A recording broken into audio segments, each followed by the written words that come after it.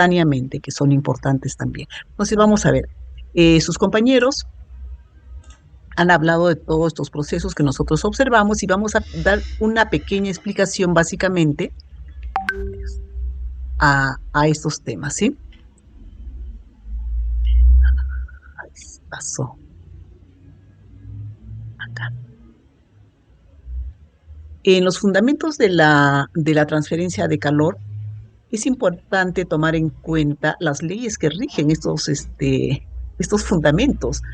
Nosotros no solamente nos basamos en, en estas leyes, sino que es importante, o sea, no podemos solamente basarnos en los conceptos, sino que es básico y fundamental que trabajemos nosotros con las leyes que rigen estos procesos, ¿no es cierto? Debemos saber cómo es que se produce justamente estas transferencias de calor. Para la conducción existe la ley de Fourier. ¿Qué es lo que considera la ley de Fourier? Nos dice el flujo de calor tiene necesariamente que ver con el área de transferencia de calor y es lo que hemos visto nosotros en todos los intercambiadores de calor. Básico, el área de transferencia, ¿no es cierto? Es igual a este coeficiente de transferencia de calor, la conductividad térmica, la diferencia de temperatura, cuál es la diferencia de temperatura que vamos a obtener nosotros en este proceso de conducción y la longitud involucrada, ¿no es cierto? Cuando nosotros colocamos pues un material sólido, porque generalmente la conducción se da en materiales sólidos, el proceso va dándose de electrón a electrón. Un electrón va transfiriendo calor a otro electrón y vamos nosotros logrando un gradiente de temperatura. Obviamente este gradiente de temperatura tiene que ver con la resistencia del material con la que estamos nosotros trabajando. Si tenemos materiales de diferente resistencia, pues vamos a tener diferentes gradientes de temperatura en cada una de ellas, ¿no es cierto? Entonces debemos considerar toda la suma de esta resistencia y no poner un solo gradiente de temperatura de 1 a 2, porque cada material va a tener una resistencia de oposición a esta transmisión de calor. Tenemos en los metales, la condición térmica resulta del movimiento de los electrones libres. En los sólidos, evidentemente, son prácticamente malos conductores, nos dice. La conducción térmica se debe a la transferencia de cantidad de movimiento entre las moléculas o átomos adyacentes, pero siempre va a ser uno contra el otro, ¿no es cierto? Y en los gases la conducción se produce por el movimiento al azar de esas moléculas que van difundiendo el calor en los choques que nosotros obtenemos de unos a otros. Si ustedes observan los valores de conductividad térmica, pues ahí tenemos nosotros para los metales, para los no metales, ¿no es cierto? Y para los gases, los coeficientes de transferencia de calor, como ustedes pueden observar, son absolutamente diferentes, ¿no es cierto? Hay mucha diferencia entre todos ellos y por eso es que nosotros lo consideramos aislantes a unos y a otros como conductores. En el proceso de conducción tenemos que observar nosotros tanto la convección natural como la convección forzada, ¿no es cierto? En el cual evidentemente el mecanismo de transferencia de calor se produce por el movimiento de las masas que van a ir calentándose por diferencia de densidades que nosotros vamos a tener, ¿ok? Nosotros tenemos las leyes que rigen su comportamiento, es la ley de Newton del enfriamiento, que a nosotros nos considera el coeficiente individual de convección, el área de transmisión de calor y la gradiente de temperatura que va a estar necesariamente involucrada. Estos coeficientes de transferencia de calor relacionan propiedades termodinámicas de los fluidos, ¿no es cierto? Y evidentemente van a ser pues como las propiedades físicas que van a involucrar la viscosidad, la densidad, el calor específico, etcétera. Cada fluido tiene propiedades diferentes y nosotros debemos tomarlas en cuenta cuando vayamos a aplicar pues este tipo de transferencia de calor, o sea, por convección. Acá tenemos los valores aproximados de algunos coeficientes de convección, como ustedes pueden ver. En convección libre y en convección forzada no son los mismos, porque evidentemente tenemos que el movimiento es mayor en una convección forzada, ¿no es cierto? Por lo tanto, nos va a dar pues una transferencia de calor mucho más eficiente. En la radiación nosotros tenemos que se produce por la variación, los cambios de configuraciones electrónicas de los átomos o moléculas, ¿no es cierto?, que son transportadas por ondas electromagnéticas o por radiaciones solares que nosotros vamos a ver. Nosotros vamos a estar observando esta radiación que pasa a través de un espacio. Entonces nosotros, si el espacio es vacío, bueno, tenemos que si la radiación pasa a través del espacio vacío, nos dice no se transforma en calor ni en otra forma de energía, ni va a haber desviación de trayectoria. Pero si nosotros tenemos algún material, así sea un gas, pues la radiación se va a ir absorbiendo, ¿no es cierto? Por eso es que cuando el sol llega pues a un cuerpo, ¿no es cierto? Como que estamos nosotros acá, nos podemos proteger de esa radiación solar bajo un techo, ¿no es cierto? Porque ya no nos cae directamente la radiación. Solamente la energía absorbida es la que aparece como calor y esta se transforma en un valor cuantitativo. Entonces nosotros debemos de observar estos valores. Por ejemplo, nos dicen el cuarzo fundido transfiere prácticamente toda la radiación que incide sobre él. Una superficie opaca o un espejo refleja la mayor parte de su radiación y una superficie negra pues va a absorber. Por eso es que en el verano nosotros no queremos absorber el calor, no queremos absorber esas radiaciones que son tan perjudiciales para nuestros organismos y utilizamos el bloqueador o la ropa bastante clara, ¿no es cierto? La ley que rige este proceso de radiación es la ley de Stefan Boltzmann, que evidentemente también tiene el coeficiente de emisividad superficial, que va a depender pues del color que tenga la superficie en la que va a haber la incidencia de ese calor.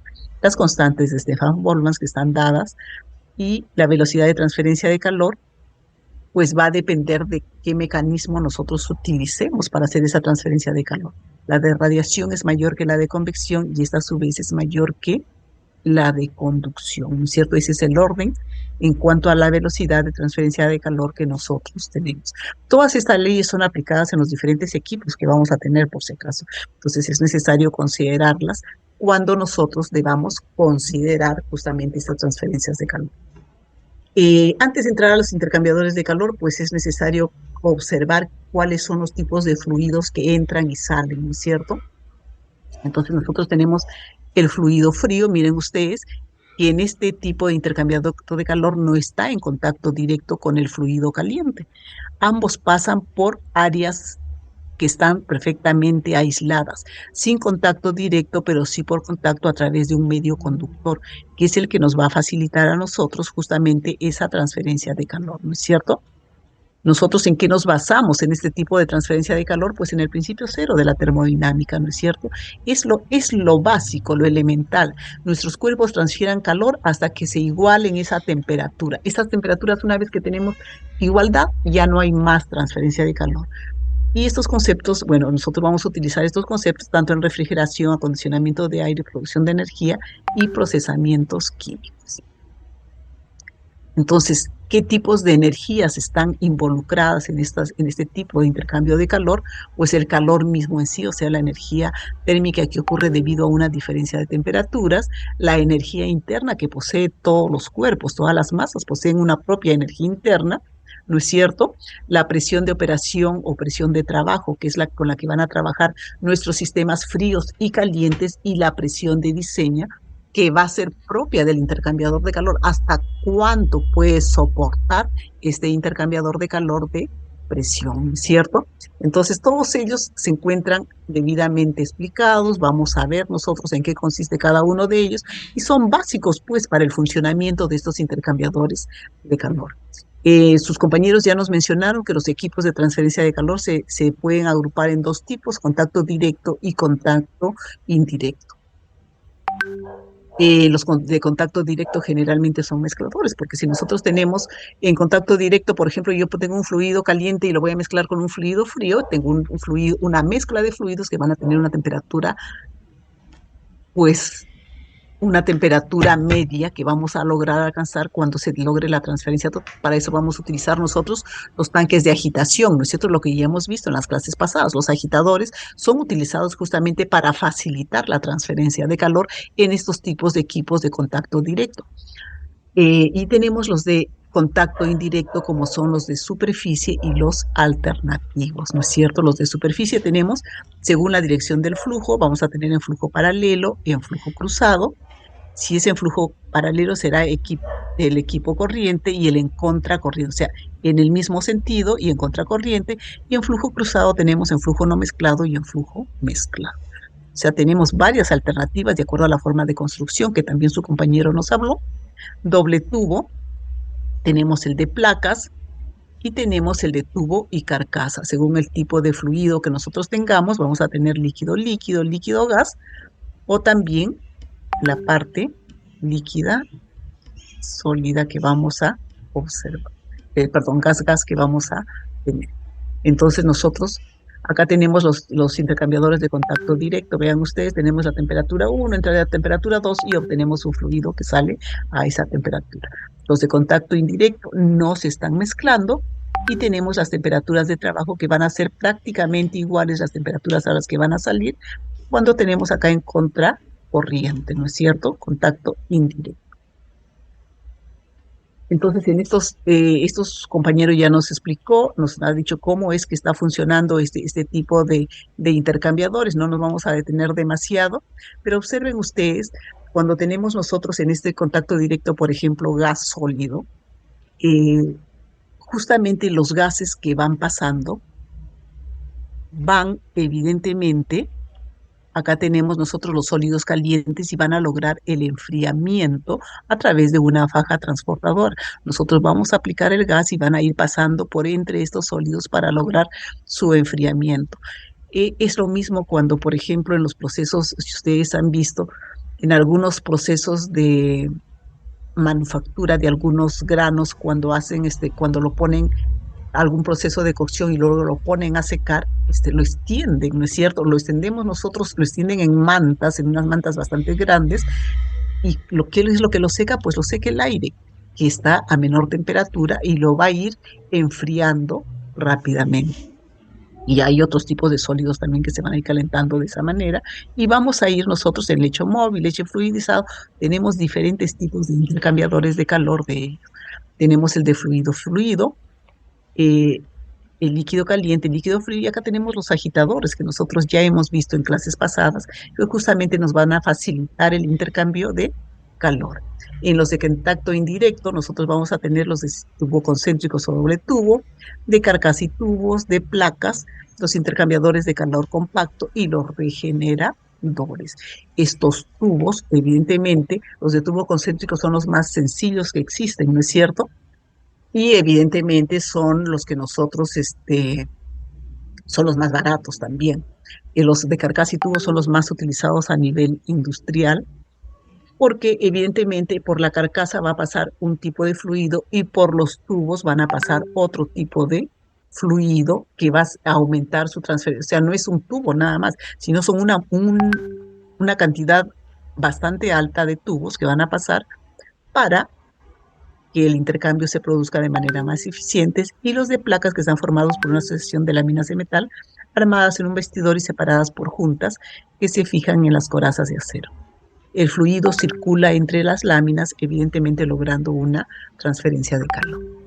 Basados en los principios de operación, tenemos recuperativos, regenerativos, de contacto directo.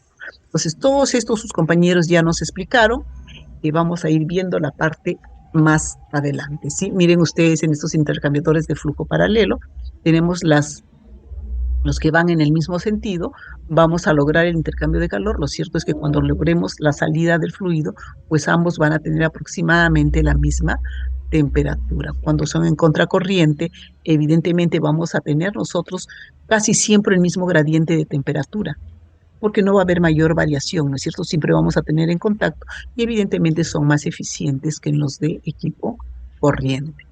En los de flujo cruzado tenemos el no mezclado y el mezclado, como ustedes pueden observar. Las láminas obligan al flujo a circular en un espacio confinado y evitan su desplazamiento en la dirección transversal. En este caso no. En este caso está permitido ese tipo de flujo. Y en el flujo cruzado nosotros podemos observar, son diferentes arreglos, depende pues del proceso en el que nosotros lo vayamos a utilizar, ¿no es cierto? Basado en la función de los intercambiadores de calor, tenemos enfriadores, calentadores, evaporadores, enfriadores de condensación, vaporizadores, recalentadores, condensadores, generadores de vapor y caldera de calor residual. Observen ustedes que en este ciclo de refrigeración nosotros utilizamos varios equipos. Tenemos tanto el condensador como el evaporador. Entonces nosotros vamos a utilizar dos tipos de intercambiador de calor. Todos nuestros procesos que hemos visto hoy día utilizan estos equipos intercambiadores de calor, ¿no es cierto? No es que esté al margen, no. Nosotros vamos a utilizar en ellos los intercambiadores de calor, sino que se llaman evaporadores porque cumplen una función específica, ¿no es cierto? Entonces acá tenemos de acuerdo al tipo de construcción, ya sus compañeros nos han mostrado. Por ejemplo, nosotros acá tenemos el de doble tubo, son dos tubos que van a ir, que estamos formando, donde el área de transferencia de calor es el área del tubo interno, ya que el área del tubo externo solo sirve como envolvente. Esta área nada más nos sirve a nosotros para transferencia de calor. Estos son los más, sus ventajas fáciles de desmontar y transformar. Si es de contracorriente pura, magnífico rendimiento. ¿Cuál es el inconveniente? Los riesgos de fuga en los empalmes, ¿no es cierto? La flexión del tubo interior, porque si es muy largo, evidentemente son fluidos calientes que vamos a tener que el paso. Recuerden que los metales se dilatan, entonces vamos a tener que, va a haber una cierta flexión y nos va pues perjudicar en la parte de transferencia de calor. Hay pequeña superficie de transferencia global y va a depender pues de qué tipos de materiales nosotros tengamos que ver. Vean ustedes los equipos de tubo y carcasa. Miren ustedes, acá tenemos los tubos doblados y no es uno, son varios tubos concéntricos que van a ir dentro de esta carcasa en donde nosotros observamos cómo son los ingresos y salidas de los fluidos. Estos equipos van a tener baffles que nos van a servir como soporte de los tubos internos, ¿no es cierto? Porque si no, los tubos internos se nos caerían, para garantizar que no haya movimiento, para garantizar que incluso el flujo que pasa a través sea turbulento y nos dé una mayor transferencia de calor. Es importante observar ello en este tipo de equipos, ¿ok? Acá tenemos los de tubo y carcasa, dependiendo pues de cuántos pasos nosotros tengamos, de un solo paso, acá tenemos de dos pasos, vamos a tener de múltiples pasos dependiendo de qué cantidad de flujo es lo que nosotros deseamos transportar. Entonces, los elementos, estos intercambiadores de calor son los más usados, los que nos ofrecen, ¿por qué? Por el costo y por la área de transferencia de calor que va a ser mayor. Sin embargo, si nosotros lo que queremos transportar es un tipo de fluido pues muy corrosivo, pues prácticamente no vamos a poder utilizarlo porque los tubos se van a dañar. Y el cambio de un tubo no implica solamente cambiar un solo tubo, sino implica cambiar más de un tubo, lo cual nos va a paralizar nuestra empresa y nos va, evidentemente, son gastos que van a involucrar. Acá nosotros podemos observar la entrada de fluido del lado de los tubos, la salida del fluido que nosotros tenemos de los tubos, y acá tenemos la entrada del fluido del lado de la carcasa que estamos observando, y acá en esta parte superior vamos a observar la salida del fluido también de parte de la carcasa. Acá tenemos las placas deflectores y los cabezales que van a ser flotantes, ¿ok? Hay una placa tubular que va a garantizar. Si nosotros observamos, miren ustedes, estos tubos lo van a ir montando, el montaje de los tubos pues es bastante complicado, pero nos garantiza pues una transferencia de calor bastante eficiente, ¿no es cierto? Y acá, como ustedes pueden ver, el espesor se va a seleccionar, el espesor de las paredes del tubo se selecciona en base a qué tipo de fluido es el que está pasando, ¿no es cierto? ¿Cuál es la presión? ¿Qué temperaturas tiene? Si es que nuestro producto es o no corrosivo, y facilitar la expansión dentro de las placas también, porque los metales se expanden, como nosotros ya sabemos, se dilatan. Los tubos rectos se fijan en las placas con una ligera curvatura, son útiles cuando el fluido exterior deja incrustaciones. Entonces, hay intercambiadores de calor para cada fluido que tenemos y evidentemente recuerden ustedes que los intercambiadores de calor no son eternos. Siempre vamos a tener que observar que vamos a tener que cambiar porque evidentemente si nosotros tenemos mucha incrustación, pues ya no tenemos buena transferencia de calor. Si nuestros tubos se están corroyendo, pues ese material se debilita y vamos a tener pérdidas de producto, lo cual no nos interesa a nosotros conservar, ¿sí? Ahí están los baffles o deflectores que podemos visualizarlo eficientemente. Ya tenemos la parte interior de los que hay en la parte interior, los criterios de circulación que tenemos en ambos lados, y vamos a ver qué ventajas tiene, ¿no es cierto? La configuración nos dice tubo y coraza proporcionan relación área y volumen favorable, gran resistencia mecánica, soporte de elevadas temperaturas, simplemente empleando tubos de carcasa y tubos de mayores espesores, medidas de fabricación estándar, técnicas de diseño bien establecidas, gran variedad de materiales de construcción y relativamente son fáciles de limpiar. Acá tenemos los de placas. Los flujos calientes y fríos se hacen circular a través de las placas, alternando un volumen caliente con uno frío, especialmente interesante en un intercambio líquido-líquido. Entonces vamos a tener nosotros que observar y evidentemente vamos a ver que estos tipos de placas van a ser también bastante eficientes, ¿no es cierto? Y va a depender, pues, cómo es que nosotros vamos a trabajar con ellos. Acá tenemos los intercambiadores de calor de placas perfectamente explicados que nos están dando a nosotros sus ventajas tanto energéticas como tecnológicas que tienen. Los inconvenientes pues son que no vamos a poder trabajar a muy altas presiones por las juntas que utiliza. Hay pérdidas de presión significativas, que es un factor limitante del diseño, y el costo, que es bastante más alto que los demás. ¿Okay? Ya tenemos varios tipos de intercambiadores de calor de placas y en qué situaciones son las que se van a utilizar. ¿Okay? Ahí también tenemos intercambiadores de calor en espiral. Bueno, y son una cantidad de intercambiadores de calor bastante altos que ustedes pueden observar como lo quieran sus compañeros.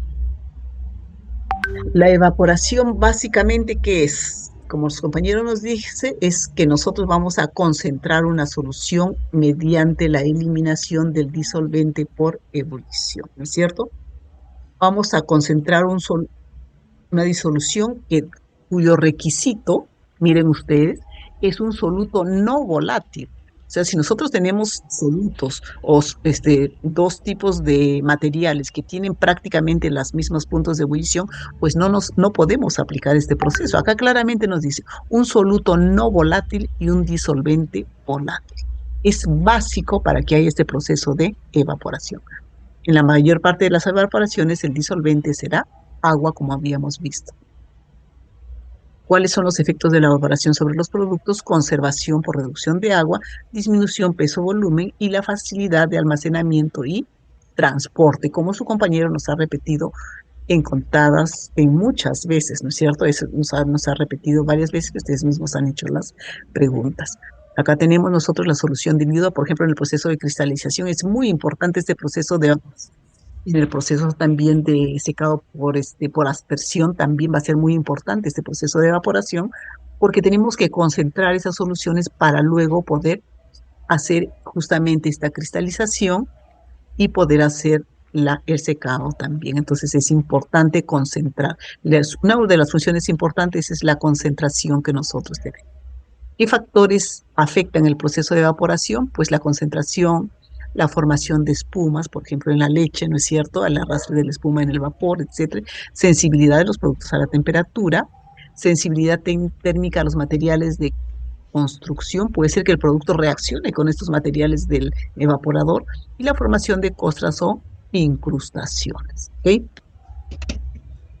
Entonces, ahí tenemos nosotros la presión y la temperatura, evidentemente están relacionados, ¿no es cierto? Nosotros sabemos que si bajamos la presión, pues la temperatura de ebullición también va a bajar. Entonces, dependiendo de qué materiales nosotros tengamos, pues vamos a trabajar con esas variables.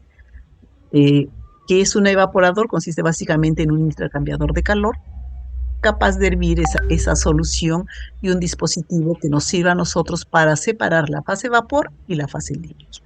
Es importante hacer la separación adecuada.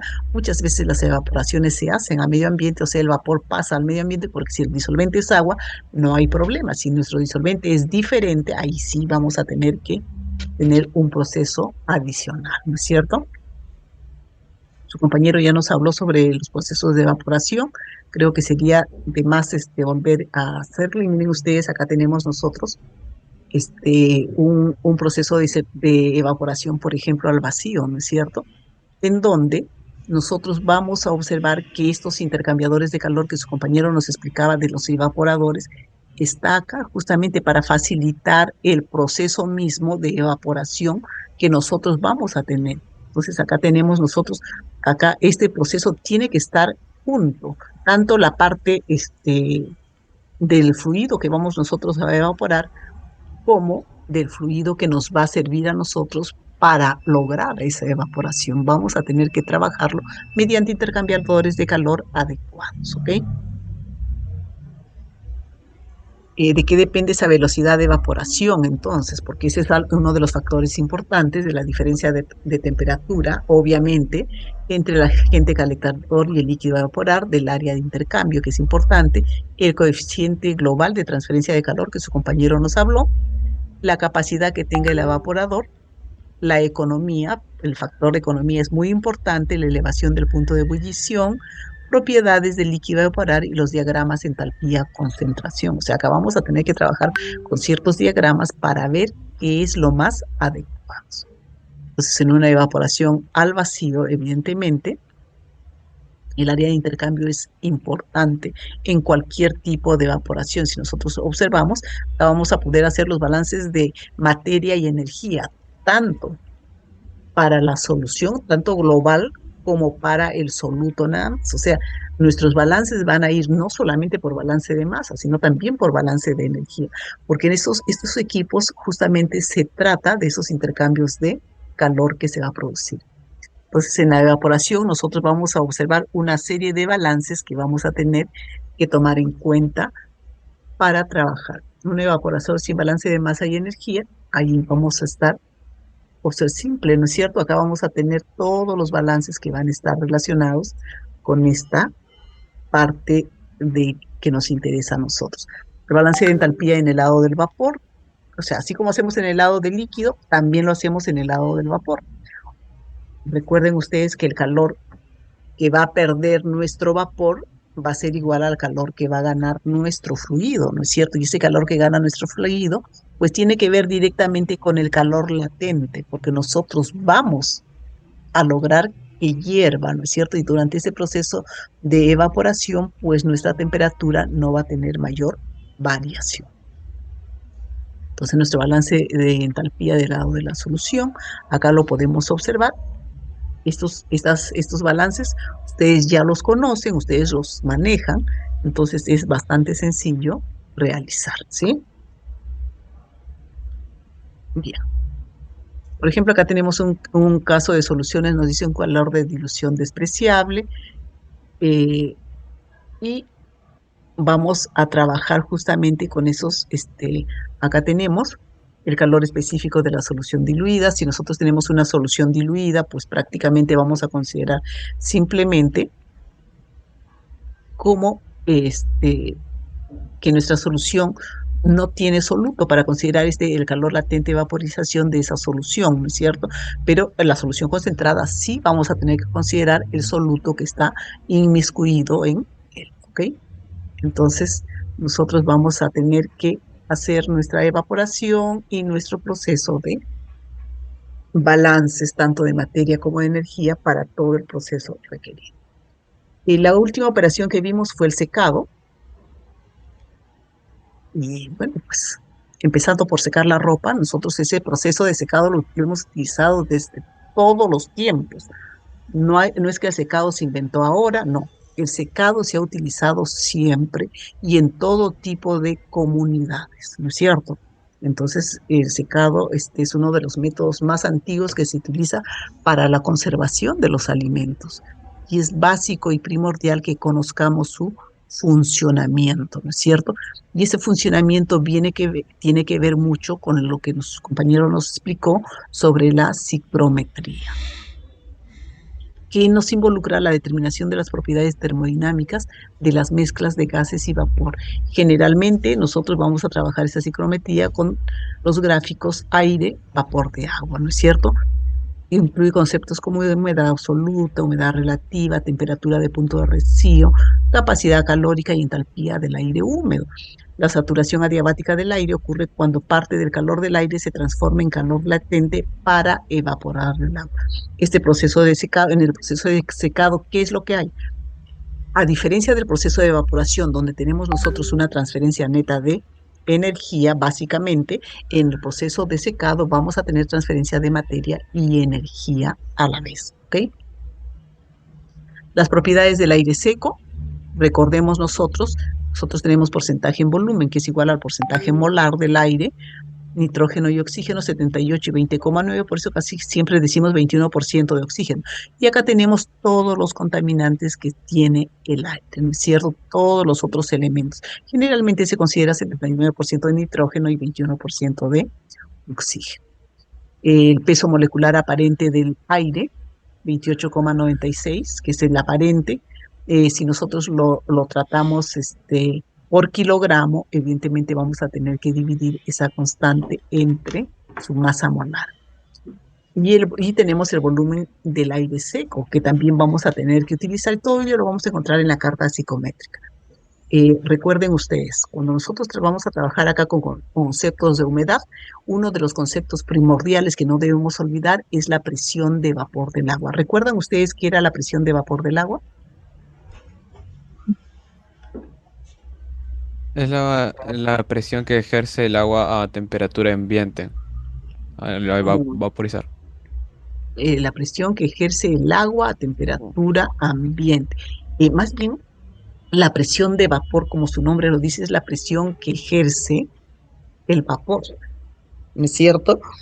Hacia la parte líquida en un recipiente cerrado cuando están en equilibrio, ¿ok?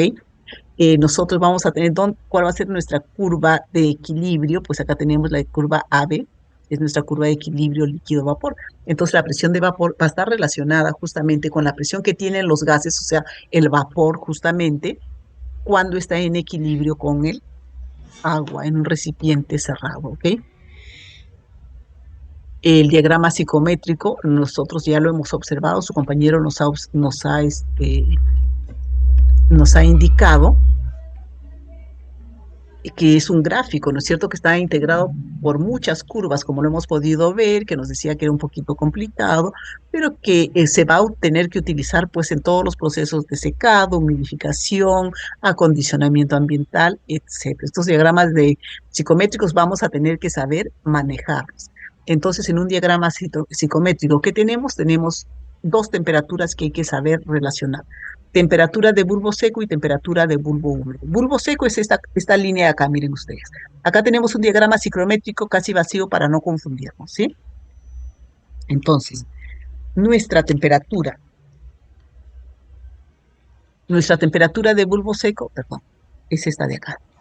Esta es la de bulbo seco, la que viene a lo largo de esta línea. Cuando nosotros llegamos a esta curva, que es humedad relativa, acá podemos intersecar un punto.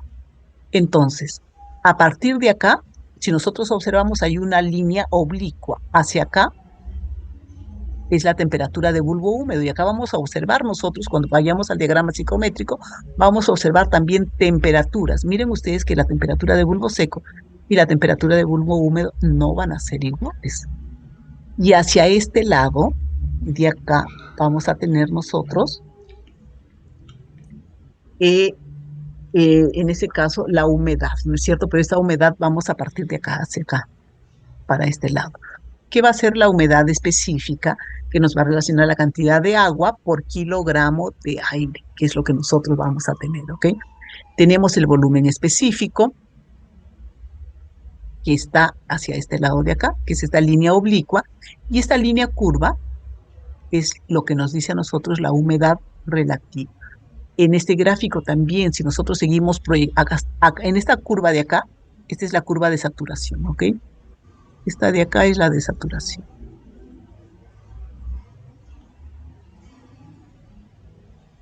En la curva de saturación, mi temperatura de bulbo seco, mi temperatura de bulbo húmedo y mi temperatura de saturación van a ser iguales, solamente cuando nosotros tenemos eso. Pero si nosotros prolongamos este puntito de bulbo húmedo hacia más arribita, donde vemos esta raya, vamos a encontrar la entalpía. Miren ustedes, acá tenemos valores de entalpía, ¿ok? Entonces, este gráfico pues nos da todos los valores que nosotros necesitamos para calcular las cantidades de calor que se deben suministrar o que se deben quitar para obtener unas condiciones adecuadas. Pues si sabemos manejar este gráfico, pues nos ayuda y nos ahorra un montón de cálculos que nosotros tendríamos que hacer de otra manera, ¿ok? Miren ustedes, nosotros en el psicómetro que su compañero nos ha mostrado, podemos leer dos temperaturas, la de bulbo seco, que justamente acá ingresa el aire, ambiente y este termómetro lo mide, es lo que medimos con cualquier termómetro. Y en el otro, que ingresa también el aire, nuestro termómetro va a estar tapado con se llama una mecha húmeda, ¿no?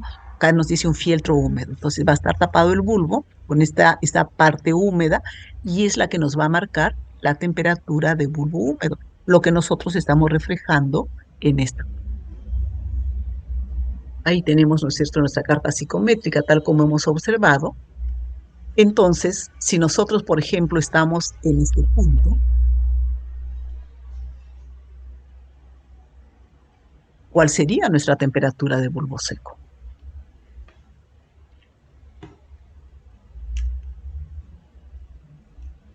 Entonces nosotros prolongamos 22. hacia... 22. Ajá, exacto. Esto sería mi temperatura. Este es bulbo seco. Acá claramente nos dice. ¿Cuál sería mi temperatura de bulbo húmedo?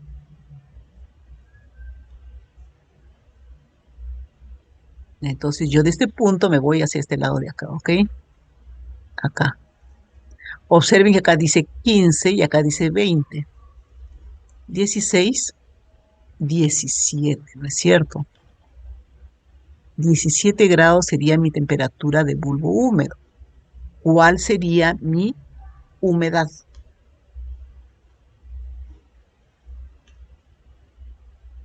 10. Mi humedad, la humedad viene para acá. A ver, vamos a ver cuánto está. Por acá, por acá. Sí, 10, está bien, muy bien. Y acá tenemos el calor sensible, ¿no es cierto? Este, por si acaso, es el calor sensible, o sea, el MC sub P delta de T. Esta de acá es la entalpía de saturación, ¿no es cierto?, que nosotros vamos a observar. Entonces, si nosotros queremos saber en este punto cuál es la entalpía, prolongamos hasta acá. Y tendríamos 45, 46, 47, 48, ¿no es cierto? Kilojoules por kilogramo de aire seco. ¿Se dan cuenta? ¿Y cuál sería nuestra humedad relativa?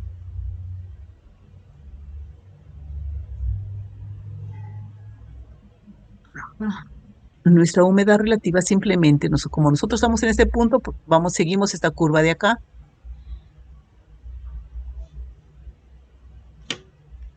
Y estamos en esta parte. Acá es 40, acá es 45, será 42.5%. ¿Sí? Entonces, todos esos datos nosotros lo podemos tener. Si a nosotros, ¿qué necesitamos para utilizar esta carta psicométrica? Simplemente lo que necesitamos es tener dos valores, dos datos, cualquiera sea. Ya, y para esta parte de acá, esto es lo que no les había dicho, estas rectas de acá que nosotros estamos observando, miren, esta de acá, que se viene por acá. Ay, bueno, no soy tan exacta. Esto nos da a nosotros el volumen, metros cúbicos por kilogramo de aire seco, volumen específico. Acá tendríamos nosotros 45, 46, 47 metros cúbicos de agua por kilogramo de aire seco. ¿Ok? Entonces son pues una serie de valores que nosotros tenemos. La curva de saturación nos dice es el 100% de humedad relativa. La temperatura de bulbo seco, bueno, acá les estoy mostrando estas rayas verticales y ya lo había puesto como para hacerlo en clase. Y ahorita acá tenemos la temperatura de bulbo húmedo, la que se proyecta hacia allá. Tenemos el punto de rocío, justamente que nos va a indicar esta parte de acá en la curva de saturación. El volumen específico, la humedad específica. ¿Y dónde está mi humedad específica? No la veo. Ay, acá está, acá está, acá está. Acá está la humedad específica, esta línea de acá. Entonces, todos estos datos vamos a ir tomándolo adecuadamente, ¿ok? Entonces, ¿qué es la temperatura de bulbo seco? Simplemente la temperatura del aire que lo medimos con un termómetro ordinario. ¿Cómo lo medimos? Acá ustedes pueden observar claramente. Nosotros vamos a partir y seguimos simplemente esa línea recta hasta el punto que nos indique, nada más. La temperatura de bulbo húmedo que leímos con un termómetro que está cubierto por una mecha empapada, ¿no es cierto? Estas son las líneas de bulbo húmedo, como les dije, y leemos su temperatura en esa parte. Cuando la humedad relativa es del 100%, acá. Esta es nuestra curva de 100% de saturación, 100% de humedad relativa. Acá leemos esa temperatura de bulbo húmedo, ¿ok?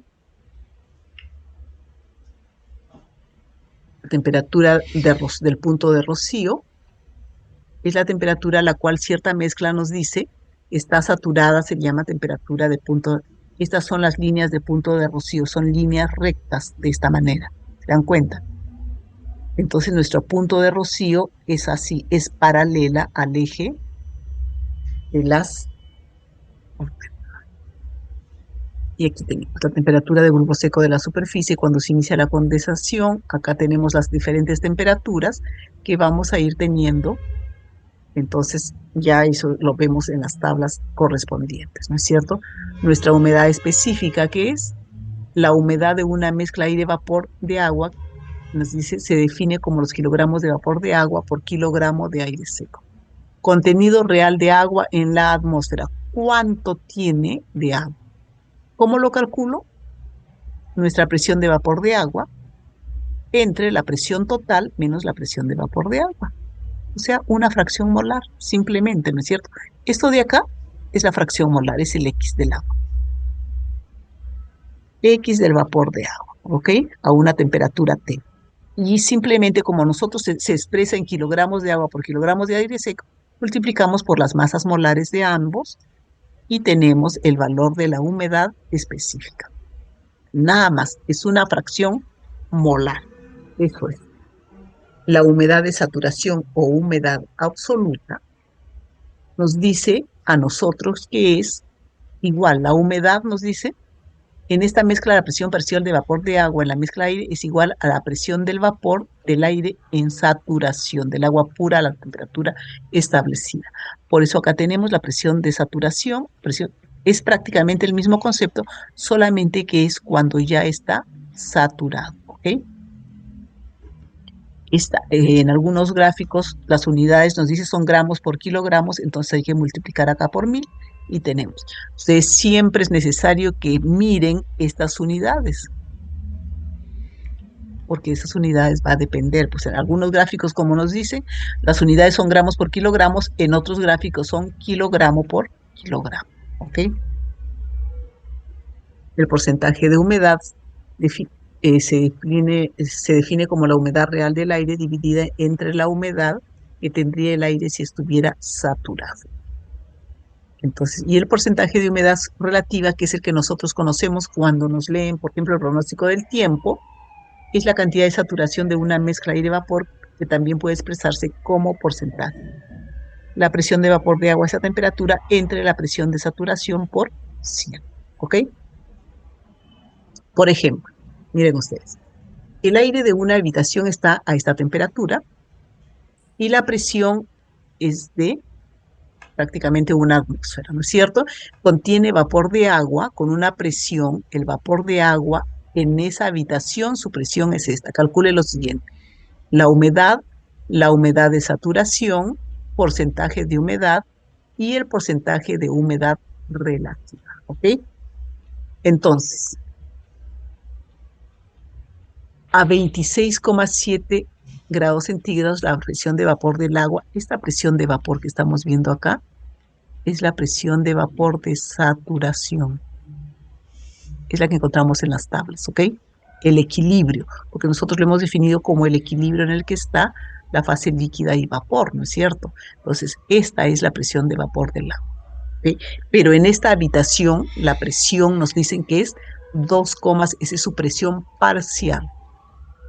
Entonces, la presión total nos dicen que es 101,325. Simplemente mi humedad, tengo mi presión entre la diferencia, ¿no es cierto? Y calculo kilogramos de agua por kilogramos de aire seca. La humedad de saturación, tenemos, como acá tengo la presión de saturación, hago exactamente el mismo cálculo y ustedes observen que es diferente. No es la misma la humedad que la humedad de saturación. El porcentaje de humedad, simplemente la relación entre los dos por 100, y la humedad relativa nos relaciona la presión parcial de esa agua entre su presión de saturación, que es 78,9, parecidos pero no iguales, ¿ok? Entonces nosotros vamos a poder calcular adecuadamente. El volumen específico, como nosotros podemos observar, son esas rectas oblicuas que nosotros vemos en nuestro diagrama ciclométrico, metros cúbicos. eh, es el recíproco de la densidad o peso específico, se expresa en metros cúbicos por kilogramo de aire seco.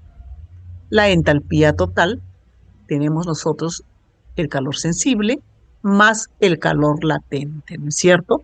Entonces acá tenemos la entalpía de saturación, es una cantidad que indica la cantidad de calor de la mezcla de aire y vapor de agua por encima de 0 °C.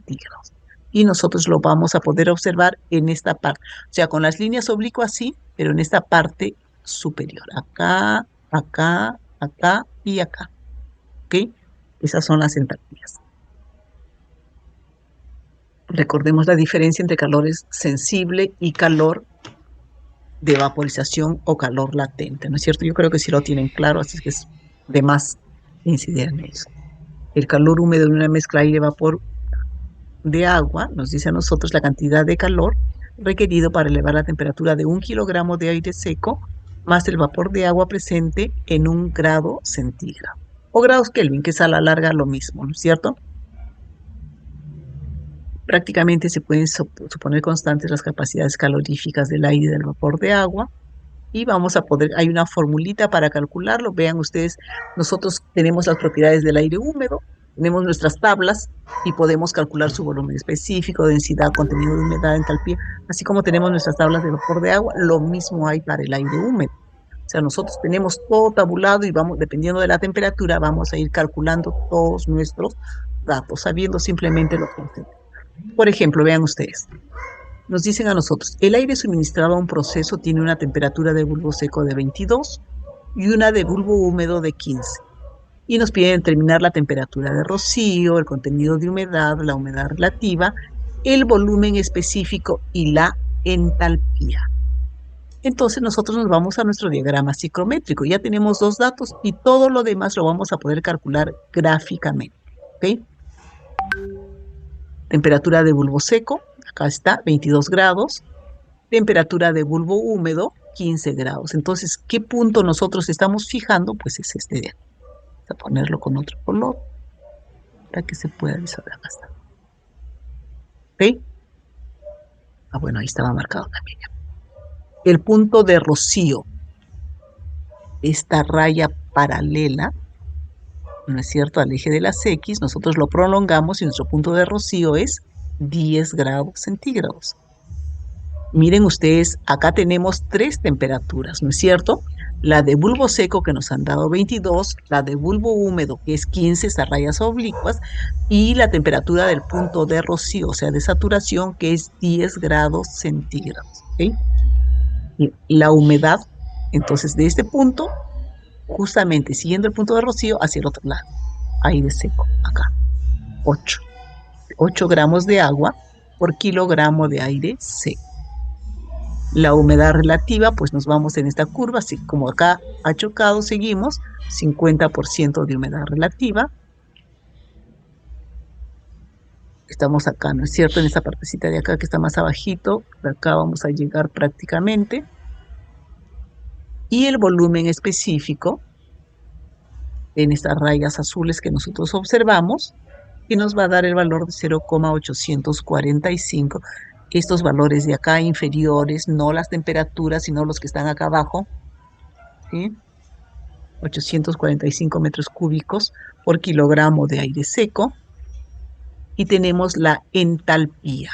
Miren ustedes, por la misma línea donde yo tracé mi temperatura de bulbo seco, simplemente lo prolongo nada más hasta este punto de acá y me marca 43,5 kilojoule por kilogramo de aire seco. ¿Preguntas, chicos, algo que no haya quedado claro?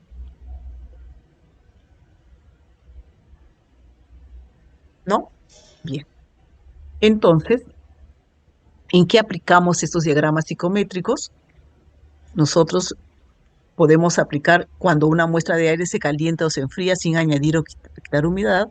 El punto nos dice lo podemos mover hacia la izquierda enfriándose o hacia la derecha cuando calentamos. O sea, nuestros puntos se van a mover. Cuando nosotros simplemente nos dicen a nosotros, sin añadir ni quitar humedad, podemos moverlo hacia acá o podemos moverlo hacia el otro lado, aumentando o disminuyendo la temperatura de bulbo seco sin variar su humedad. Si se aumenta la humedad sin cambiar la temperatura de bulbo seco, el punto se moverá hacia arriba o hacia abajo, como ustedes pueden observar acá.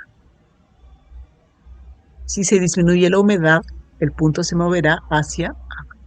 Acá está.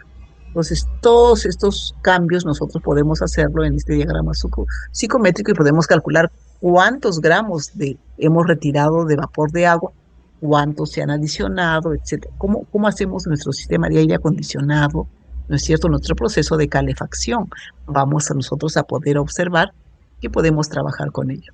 Si el aire se le aumenta la temperatura y la humedad, el punto se moverá hacia arriba y hacia la derecha, siguiendo esta línea de acá. Pero si lo enfriamos, se moverá hacia abajo. En fin, podemos variarlo de muchas formas, ¿no es cierto? Viendo cómo es que vamos a ir trabajando. Veamos este último ejemplo y acá acabamos, ¿ok? Nos dicen a nosotros se tiene una muestra de aire en el punto mostrado, hasta mi puntito, y se quiere enfriar su masa hasta su temperatura de saturación. Posteriormente, esta muestra se enfría hasta que la humedad tenga un valor de 8 gramos por kilogramo de aire seco y nos pide determinar la temperatura de rocío y la temperatura final que se alcanza. Lo que nos están dando de dato, si nosotros ponemos el punto y prolongamos, la temperatura de bulbo seco será 26 y la humedad específica nos dice 10,5 gramos de agua por kilogramo de aire. Eso es lo que nosotros tenemos. Como nos dan el punto, nosotros proyectamos hacia acá y hacia abajo y tenemos esos dos datos importantes.